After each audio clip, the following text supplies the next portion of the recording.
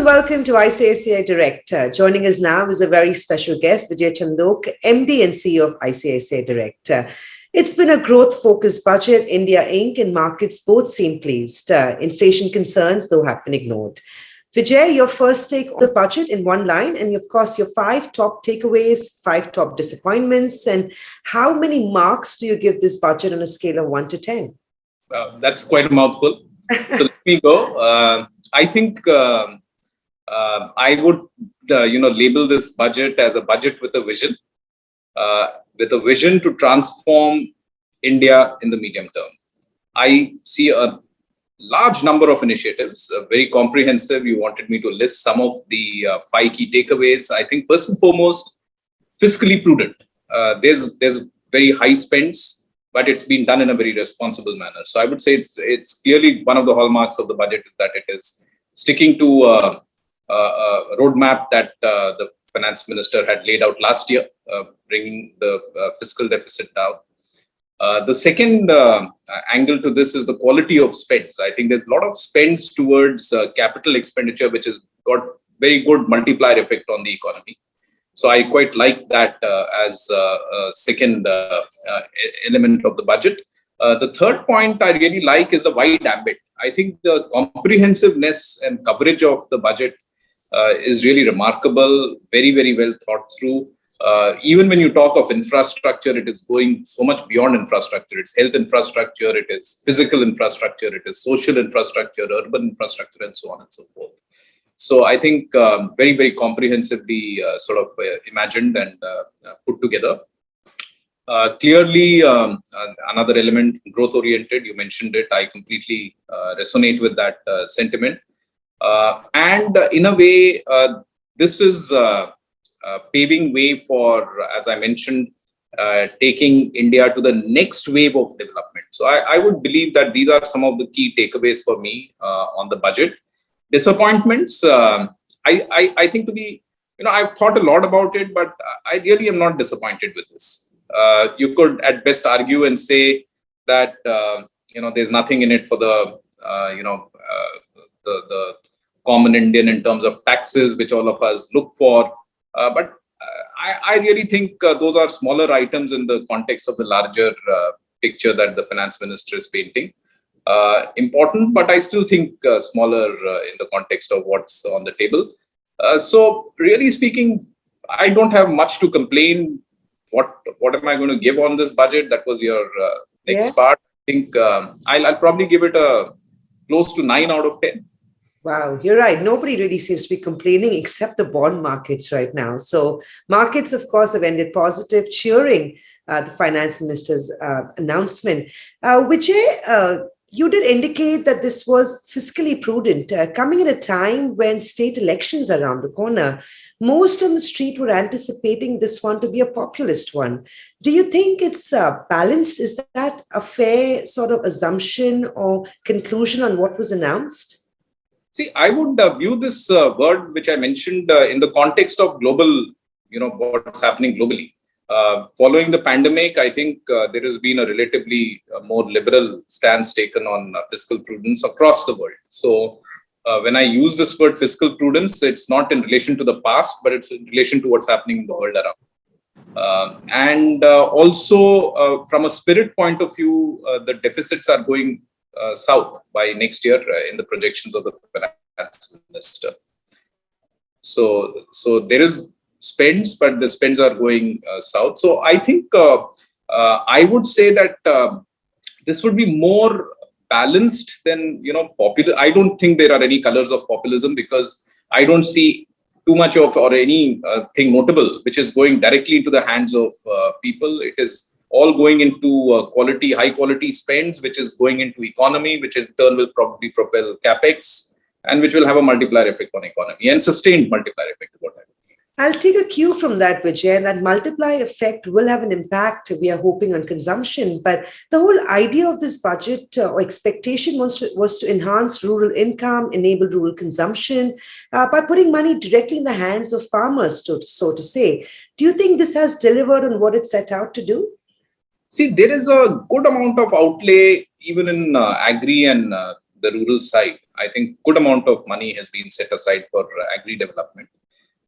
However, these are more in the nature of, I would say, not really putting money into the hands of the common, but it is going into various kinds of works which would, there's a committed number of 60 lakh job employment opportunities which is going to probably come out. A lot of that is going to be in not just in larger cities but also in the smaller cities across the country. So there would be employment opportunities of different types for people. So I don't see this propelling here and now sort of money spent into or money put into the hands of people, but I think in a slightly more period of time, not necessarily also medium term.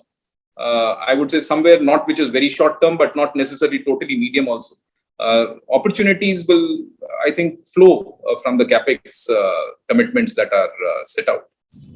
So that's how I would look at it. Wait a bit, and I think there can be some good consumption which could sort of get triggered from some of the spends and projects that are getting created.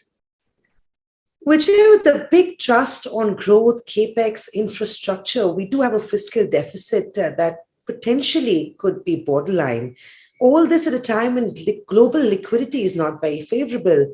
How do you think we're going to navigate this? A and B, while I understand growth is important, but inflation cannot be ignored. And we will see the RBI act on that very shortly. This is going to impact cost of capital for the industry, right? Do you think steps and measures have been taken to navigate through this? Well, when you look at some of the measures that were made, I recollect seeing a couple of them. I think some of the infrastructure areas have been classified as, have been, or certain capex have been classified as infra data centers, for instance. It's part of the infra basket now. Green bonds, because there's a lot of trust on clean energy.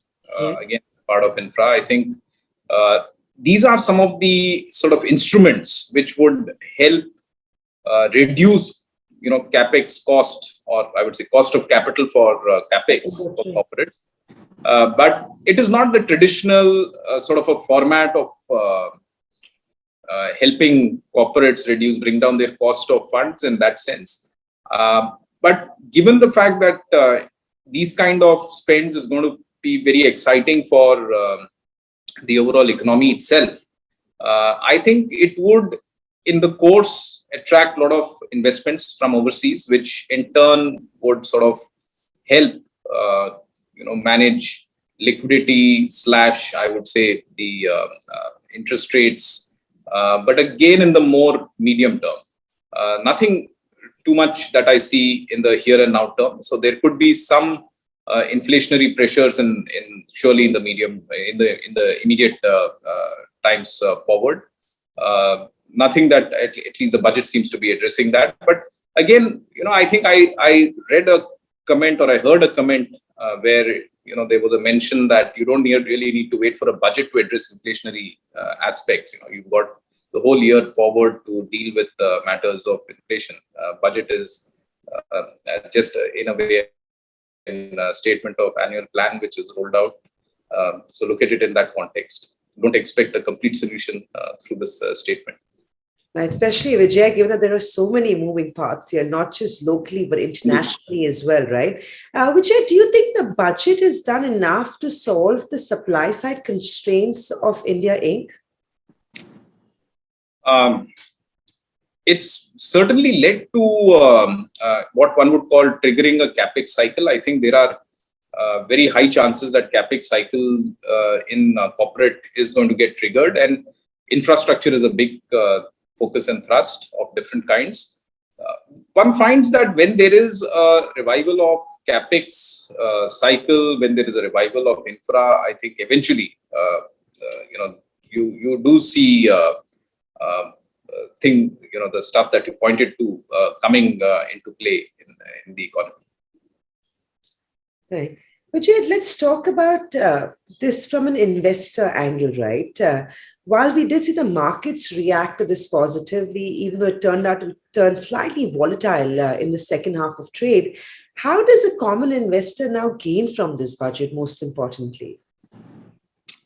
Well, I would say what is good for the markets is eventually good for investors. Clearly, the investor has got to be prudent. He has got to be a one who's balancing himself between debt, equity, and so that he's able to ride the upsides of the equity market. Uh, I think, on an overall sense, this budget is certainly helpful for the markets.